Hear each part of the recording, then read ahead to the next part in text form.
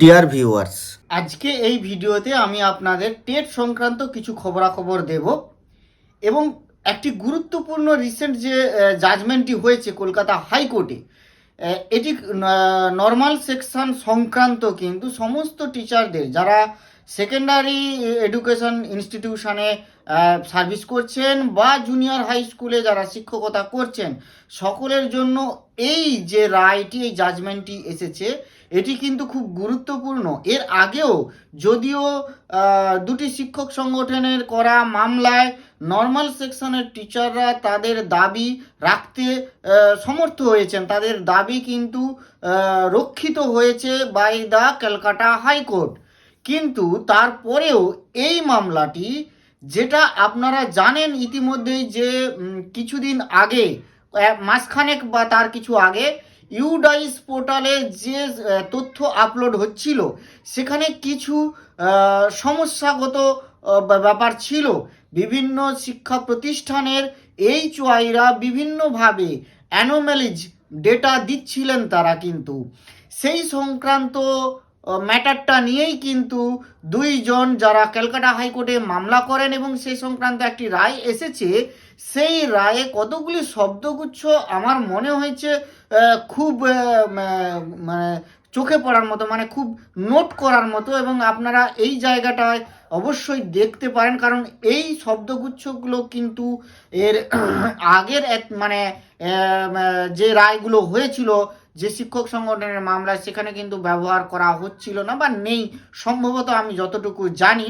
এবং এটি খুব গুরুত্বপূর্ণ ব্যাপার। দেখুন, একটা কোশ্চেন বা একটা কনফিউশন যেটা সকলেরই রয়ে যায়, যে নর্মাল সেকশনই থাকলো, তার মানে কি তারা তাদেরকে টেট করতে হবে না, বা তারা কি আপার প্রাইমারি নয়? সেই ব্যাপারটাকে আরও ক্লিয়ার করা হয়েছে এই জাজমেন্টে। তাই এই জাজমেন্টটা নিয়ে আসছি। তার আগে ছোটোখাটো যে টুকরো কতগুলি খবর আছে সেগুলো আমি আপনাদের জানিয়ে দিই, তারপরে এই জাজমেন্টটা নিয়ে একটু আলোচনা করব। প্রথমেই বলি যে ত্রিপুরার যে সজলদেব ভার্সাস স্টেট অফ ত্রিপুরার যে মামলাটি ছিল, সেই মামলাটি কিন্তু 30 তারিখ হওয়ার কথা ছিল, যা কিন্তু হয়নি। এ নিয়ে আমি এর আগেও ভিডিওতে বলেছিলাম, এত তাড়াতাড়ি এত সহজে এই মামলাটির কোনো হিয়ারিং হবে বলে মনে হয় না, মানে ফ্রুটফুল হবে না। কারণ এই মামলাটি, যে স্টেট অফ ত্রিপুরা ভার্সাস সজলদেবের মামলা, একেবারে ডিরেক্ট টেটের মামলা, যেটা গত 1 সেপ্টেম্বর সুপ্রিম কোর্টের যে জাজমেন্টটা ছিল একেবারে সেই ভার্সানের মামলা। এটা কেবলমাত্র স্টেট অফ ত্রিপুরার মধ্যে সীমাবদ্ধ ছিল এবং একটা স্পেসিফাইড গ্রুপ অফ টিচার্সের মধ্যে হয়তো সীমাবদ্ধ ছিল বা এখনও আছে। সেই অনুযায়ী এই কেসটা সুপ্রিম কোর্ট পর্যন্ত গড়িয়েছে, যেখানে স্টেট অফ ত্রিপুরা শিক্ষকদের বিরুদ্ধে গিয়ে তারা একটা মামলা দায়ের করেছে, যদিও শিক্ষকরা কিন্তু ত্রিপুরা হাইকোর্টে তারা রায়টা তাদের পক্ষেই ছিনিয়ে এনেছিল। যাই হোক, কিন্তু এই মামলাটি একেবারেই টেট সংক্রান্ত, টেট ম্যাটার নিয়ে, টেট ম্যান্ডেটরি ম্যাটার নিয়ে মামলা। কিন্তু হোয়ারের যে মামলাটি নিয়ে বেশ কথা হচ্ছে সেটা হচ্ছে রাজনেশ পান্ডের যে স্পেশাল এডুকেটরসদের মামলাটা। এটা কিন্তু একেবারে টেট সংক্রান্ত নয়, মানে যেটা টেট ম্যান্ডেটরির ব্যাপার সেই সংক্রান্ত মামলা নয়, একটু পৃথক। এটি আসলে স্পেশাল এডুকেটরস বা special teachers. Government, central government, এর আগেও নিয়ম ছিল, rehabilitation council of India RCI এর কিছু নিয়মকানুন ছিল। আগে তো স্পেশাল চাইল্ডদের জন্য আলাদা ইনস্টিটিউশন হতো, তাদেরকে যে নর্মাল যে ইনস্টিটিউশন তাকে ছাড়াই সেখানে তাদেরকে ভর্তি না করে তাদেরকে স্পেশাল চাইল্ড হিসাবে স্পেশাল ইনস্টিটিউশনে ভর্তি করার কথা, ব্যাপারগুলো ছিল, এবং সেখানে স্পেশাল টিচার নিয়োগ হবে। কিন্তু বিশেষ কিছু নিয়মের পরিবর্তন করে যেটা করা হয়েছে, ইনক্লুসিভ এডুকেশনের আইডিয়া দেওয়া হয়েছে। সেই ইনক্লুসিভ এডুকেশনের ফর্মুলাতেই এখন সমস্ত নর্মাল যে সমস্ত ইনস্টিটিউশন আছে সেখানেও স্পেশাল চাইল্ডরা পড়তে পারবে। আসলে তারা যেন নিজেদেরকে সমাজ থেকে বিচ্ছিন্ন না মনে করে, এই রকম একটা ধ্যান ধারণাকে বজায় রাখার জন্য, যাতে তারা সমাজ থেকে বিচ্ছিন্ন না হয়, এমনি সাধারণ মানুষরাও যেন তাদেরকে সহযোগী সহমর্মী হিসাবে দেখে এবং তারাও যেন নিজেদেরকে বিচ্ছিন্ন না মনে করে, সেই কারণে তাদেরকে নর্মাল ইনস্টিটিউশনের মধ্যেই পড়ানোর একটা কথা বলা হয়েছে। এবং তার জন্যই প্রতিটি স্কুলে কিন্তু স্পেশাল টিচার নিয়োগের কথা বলা ছিল, এটা নিয়ম। কিন্তু কি করছিল মাঝখান থেকে বিভিন্ন স্টেট কি করছিল, এটার জন্য কন্ট্রাকচুয়াল টিচার নিয়োগ করছিল। এই প্রসঙ্গে আমি একটা কথা বলে রাখি, এটা আপনারাও অবগত হবেন। এটা আরটিইর যে act, right two education act অনুযায়ী একেবারে কোনো স্কুলেই কিন্তু কন্ট্রাকচুয়াল টিচার নিয়োগ করা যাবে না, টিচার কন্ট্রাকচুয়াল করা যাবে না, টিচারকে পার্মানেন্ট হতে হবে।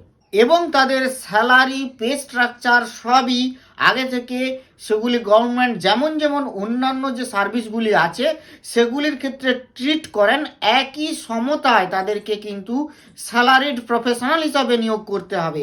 কোনো মতেই কোনো অবস্থাতেই কোনো ইনস্টিটিউশনে কোনো টিচার কন্ট্রাকচুয়াল নিয়োগ করা যাবে না, সরকার যতই চেষ্টা করুক, এটা একেবারেই নিয়ম। তো এইটা আপনাদের জেনে রাখা উচিত। তো সরকার এই স্পেশাল টিচার নিয়োগের ক্ষেত্রেই কি করছিল, কন্ট্রাকচুয়াল নিয়োগ করছিল। সেটা নিয়েই প্রথমে এই কেসটা কোর্টে যায় এবং সেটা সুপ্রিম কোর্ট পর্যন্ত গড়ায়। এবং এইখানে যে ব্যাপারটি হয়, সেখানে দাবি করা হয় যে স্পেশাল টিচারের যে ভ্যাকেন্সি, অ্যাটলিস্ট 2 ভ্যাকেন্সি প্রত্যেকটি নর্মাল ইনস্টিটিউশনে রাখতে হবে। এবং আপনারা নিশ্চয়ই জানেন যে এজন্য ওয়েস্ট বেঙ্গলেও কিন্তু এই স্পেশাল এডুকেটার্স নিয়োগের জন্য পরীক্ষা হয়েছিল এবং প্রত্যেকটি স্কুলে অন্ততপক্ষে 2টি করে পোস্ট বলা হয়েছে সুপ্রিম কোর্টের এই অর্ডারেই। এটা রাজনীশ পান্ডের যে 6641, এটা মোস্ট প্রবাবলি বলে দিচ্ছি আমি, হ্যাঁ, ডায়েরি নাম্বার হচ্ছে 6641/2016। এই মামলাটি রুজু হয়েছিল। সেই মামলাটির করা যে রাজনীশ পান্ডের করা মামলা, এইখানেই কিন্তু এই ব্যাপারটি স্পেশাল এডুকেটার্স নিয়ে বলা হয়েছে। এটা কিন্তু সরাসরি টেটের সাথে কোনোভাবেই যুক্ত নয়। হ্যাঁ, অবভিয়াসলি যেহেতু এটা টিচার সংক্রান্ত কেস, সেখানে টেট একটা ব্যাপার এসে পড়েই। কেন না, এই সমস্ত যে টিচাররা নিয়োগ হবেন তাদের তো স্পেশাল বিএড থাকতেই হবে, প্লাস টেট তাদেরকে পাস করেই এন্ট্রি নিতে হবে। কিন্তু যে টেট ম্যান্ডেটরি কেস, এই টেট ম্যান্ডেটরি কেস সরাসরি ত্রিপুরা মামলার সাথে যুক্ত। তাই ত্রিপুরা মামলার এই হিয়ারিংটা আবার নির্দিষ্ট হয়েছে 13ই ফেব্রুয়ারি, আগামী 13ই ফেব্রুয়ারি ত্রিপুরার এই মামলাটি, Tripura state of Tripura versus Sajaldeb, যেটি শোনা হবে 13ই ফেব্রুয়ারি। তো আমার মনে হয় না খুব তাড়াতাড়ি খুব একটা ফ্রুটফুল কিছু হিয়ারিং হবে। আর এই যে টেট ম্যান্ডেটরি মামলা, যেটা মূল মামলা 1 সেপ্টেম্বরের যে মামলা, সেটার কিন্তু রিভিউ পিটিশন চলছে, এখনও জমা পড়ছে এবং সেটার ডিফেক্ট লিস্ট ক্লিয়ার হচ্ছে। প্রত্যেকেই ডিফেক্ট লিস্ট ক্লিয়ার করার জন্য 90 দিন পাচ্ছেন। ফলে খুব একটা যে তাড়াতাড়ি কিছু হবে এমন বলা যাচ্ছে না। তাই এই রিভিউ পিটিশন বা আইনি পথটা যে একটা দীর্ঘায়িত হবে তা বলার অপেক্ষা রাখে না। তো সেটা যাই হোক, এখন আসি আমরা ওয়েস্ট বেঙ্গলে যারা সেকেন্ডারি ইনস্টিটিউশনে কর্মরত আছেন, মানে যারা বেসিক্যালি নর্মাল সেকশনে টিচিং, মানে নর্মাল সেকশনের টিচার হিসাবে নিযুক্ত হয়েছেন, সেটা যে জুনিয়র হাই স্কুলে পড়াতে পারেন অথবা যে কোনো মাধ্যমিক স্কুলেও পড়াতে পারেন, তাদের জন্য একটি আরও ভালো খবর। এর আগে তো রায় ছিলই যে নর্মাল সেকশনের টিচাররা নর্মাল সেকশন হিসেবেই থাকবেন, কিন্তু আবার যেটা গোলমাল হচ্ছিল, ইউডাইস পোর্টালে যখন, ইউডাইস প্লাস এই পোর্টালে যখন আবার এন্ট্রি করতে হচ্ছিল সমস্ত শিক্ষকদের স্ট্যাটাস, এবং সেখানে একটা ম্যাটার ছিলই যে টেট আছে কি না, এটাই কিন্তু জেনে নেওয়া হচ্ছিল। এটা কিন্তু টোটালি সেন্ট্রাল পোর্টাল, মানে সেন্ট্রাল সার্ভার অবধি যাচ্ছে এই ব্যাপারটা, কিন্তু এটা স্টেটের থ্রু হয়ে যাচ্ছে। তো এরই পরিপ্রেক্ষিতে দুজন কিন্তু হাইকোর্টে মামলা করেন এবং জাস্টিস অমৃতা সিনহার বেঞ্চেই এই মামলার রায় আসে। সেই রায়টির কপিটি ধরেই আমি একটু আলোচনা করব এবং এটা যে এই সমস্ত শিক্ষকদের জন্য একটা বিশাল ভালো খবর, সেটা আমি অবশ্যই বলবো। এই মামলাটি রুজু করেন Biswanath Sardar and another, versus state of West Bengal and others. তো পিটিশনার্সদের মূল বক্তব্য কি ছিল না, the petitioners prayer seeking correction of the status in 3 portals maintain by the state, that is UDISE plus, IOSMS and Utsashree. যে তিনটে মূল গুরুত্বপূর্ণ পোর্টাল থেকেই কিন্তু সমস্ত টিচার্সদের ডেটাগুলোকে কালেক্ট করা হয়, দিয়ে সার্ভারে সেগুলোকে জমা করা হয়। কিছু ডেটা থাকে আমাদের স্টেট সার্ভারে আর কিছু চলে যায় সেন্ট্রাল সার্ভারে। তো ইউডাইস প্লাস কিন্তু একেবারেই সেন্ট্রাল একটা সার্ভার। ইউডাইস প্লাস পোর্টালটির মাধ্যমে সমস্ত তথ্য কিন্তু সেন্ট্রাল সার্ভারে যাচ্ছে এবং সেন্ট্রাল গভর্নমেন্টের যে শিক্ষা দপ্তর সেখানে তারা কিন্তু এটা অ্যাক্সেস করতে পারবেন, দেখতে পারবেন। যাই হোক, এই যে কেসটি হয়েছে সেখানে কিন্তু আগের দুটো কেসের কিন্তু উল্লেখ করা হয়েছে, যেখানে বলা হয়েছে এই যে ক্যান 1 এবং ক্যান 2, এটা হচ্ছে রানাঘাট ওবিআর বৃহত্তর graduate teachers association and another versus the state of West Bengal and others. এবং আর একটা কেস করা হয়েছিল APGTWA, তারাও কিন্তু একটা রায় ছিনিয়ে এনেছিলেন। তো যাই হোক, সেখানে কি বলা হয়েছিল, হোয়ার in the court directed that the teachers recruited prior to first SLST 2016, মানে ফার্স্ট SLST 2016 সালের আগে যারা নিযুক্ত হয়েছেন, shall be treated as the teachers of normal section. সেখানে ডিরেকশন দেওয়া ছিল, কি দেওয়া ছিল, তাদেরকে ট্রিট করতে হবে নর্মাল সেকশন হিসাবে, অ্যান্ড শ্যাল বি পারমিটেড, এদেরকে পারমিট করতে হবে স্কুল অথরিটি যেইভাবে তাদেরকে ট্রিট করবে এই সম্পর্কে বলা হয়েছিল। এবার পিটিশনার্স কি বলছে দেখুন, দ্য পিটিশনার্স অ্যাসার্টস দ্যাট, তারা কি বলছেন, that they were recruited prior to 2016 recruitment process and they would be entitled to be treated as teachers of normal section and not as upper primary teachers। আমার বক্তব্যটা এইখানেই যে এই জায়গাটায় not as upper primary teachers, অর্থাৎ normal section যে upper primary নয়, এই ভেদাভেদটাই কিন্তু আগেরগুলোতে ছিল না। এই যে জাজমেন্ট কপিটা, এই জাজমেন্ট কপিতে কিন্তু ডকুমেন্টেড হলো, পিটিশনার্সরা কোর্টের জানালেন যে এই নর্মাল সেকশন কিন্তু কোনোভাবেই আপার প্রাইমারি নয়, মানে নর্মাল সেকশন এটা কিন্তু আপার প্রাইমারি নয়। সব থেকে বড় কথা এটাই, দেখুন কোর্টের মধ্যে বা কোর্টের রায়ে শব্দ এমন কিছু গুরুত্ব বহন করে, একটা শব্দ, কমা, পূর্ণচ্ছেদ এগুলোর হেরফেরে মানে টোটাল অর্থটাই পাল্টে যায় এবং তার মানে ফায়দা কেউ নেয় এবং কেউ ভুক্তভোগী হয়।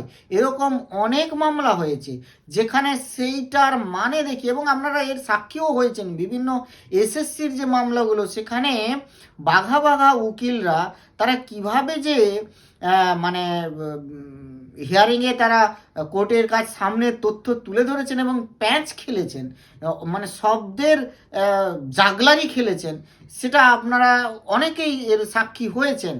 ফলে শব্দ অনেকটা ম্যাটার করে।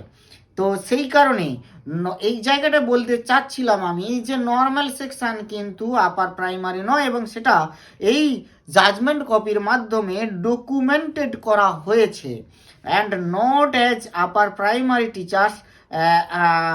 মানে আমি ধন্যবাদ জানাবো যারা এই কেসটি করেছিলেন, এবং সেখানে যে ডকুমেন্টেড করা হয়েছে যে কথাটিকে, এটা কিন্তু খুব একটা গুরুত্ব বহন করে। তো এবার আসি নন অ্যাপিয়ার্স, আসল সত্য, মানে এটা বাস্তব সত্য যেটা ঘটনা ঘটেছে কি না, non appears on behalf of the state respondents despite service notice. স্টেটের পক্ষ থেকে কেউ কিন্তু অ্যাপিয়ার হয়নি, ফলে এটা বলা যেতে পারে স্টেট মেনে নিয়েছে যে ওরা যেটা বলছে সেটাই ঠিক, এবং সেক্ষেত্রে হাইকোর্টের অনারেবল জাস্টিস অমৃতা সিনহাও তার যে রায় দিয়েছেন সেটা এই পিটিশনারদের পক্ষেই রায়টি হয়েছে, যা কিন্তু পরবর্তীকালে সমস্ত টিচার্সদের জন্য কিন্তু এটা একটা ভালো একটা রায় হতে পারে।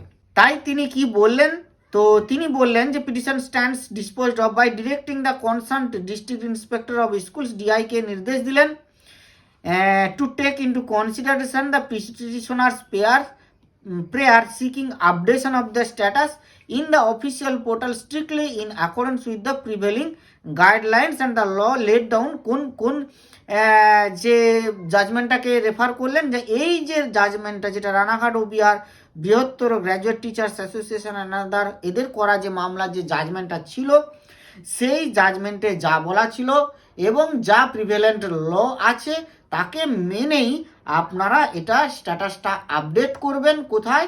ওই 3টে পোর্টাল, ইউডাইস প্লাস, আইওএসএমএস এবং উৎসশ্রী, সবটাই করবেন, পজিটিভলি করবেন within a period of 12 weeks from the date of communication of this order. কিন্তু এখানে একটি ব্যাপার, যদিও হতাশ হওয়ার কিছু নেই, একটি ব্যাপার রয়েছে। আসলে এই অর্ডারটির সুবিধাভোগী কেবলমাত্রই কিন্তু ওই দুজন বা দুজনের মধ্যে একজন, এখানে খুব স্পষ্ট করে উল্লেখ করেছে, আমি সেটা বলে নিই তারপরে আসছি।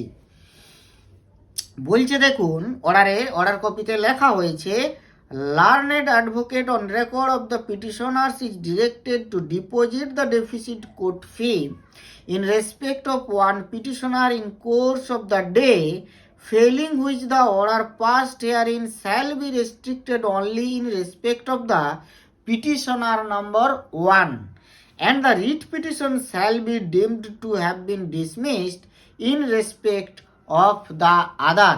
তার মানে যেটি বোঝা গেল যে এই যে মামলাটি হয়েছিল তার পিটিশনার দুজন ছিলেন, তার মধ্যে একজন কোর্ট ফি জমা দিয়েছেন, আরেকজন দেননি। তো যিনি কিন্তু কোর্ট ফি জমা দেননি, তিনি যদি কোর্ট ফি ইমিডিয়েটলি জমা না করেন তাহলে কিন্তু তিনি এই অর্ডারের সুবিধাভোগী হবেন না। যিনি কোর্ট ফি জমা দিয়েছেন তিনি এই অর্ডারের সুবিধাভোগী হবেন। অর্থাৎ মোদ্দা কথা যেটা দাঁড়ালো, তাহলে এই দুজন ছাড়া ধরুন আরেকজন, তিনি কোর্ট ফি জমা দিলেন, নিশ্চিত জমা দেবেন, তো যে এই যে দুজন জমা দিলেন এরা বাদ দিয়ে বাকি কেউ কিন্তু এই অর্ডারের সুবিধাভোগী নয়। কিন্তু তবু আমি বলবো, এই অর্ডারটি বেরিয়েছে মানে, এই অর্ডারটি এসেছে মানে, এই অর্ডারটিকে হাতিয়ার করে সমস্ত নর্মাল সেকশনের টিচাররাই কিন্তু সেম অর্ডারের বলে বলিয়ান হতে পারেন। হয়তো তাদেরকে মেবি আবার একবার কোর্টে যেতে হতে পারে, সেটা সাংগঠনিকভাবেই হোক বা ইন্ডিভিজুয়াল হোক, যে কোনোভাবেই হোক, তারা যদি আবার কোর্টে প্রেয়ার করেন তারাও কিন্তু একই সেম অর্ডারের কিন্তু সুবিধাটা পেতে পারেন। তো এই হলো আজকের মতো গুরুত্বপূর্ণ কিছু টেট ম্যাটার নিয়ে যা যা সমস্যা বা যা কিছু প্রশ্ন বা যা কিছু খবর ছিল তা বললাম। তো আজ এই পর্যন্ত, আর পরবর্তী কোনো যদি আপডেট আসে অবশ্যই আপনাদের সামনে সেগুলো খুব শীঘ্রই নিয়ে আসবো। যাই হোক, আজ এই পর্যন্ত। ভালো থাকবেন, সুস্থ থাকবেন, ধন্যবাদ।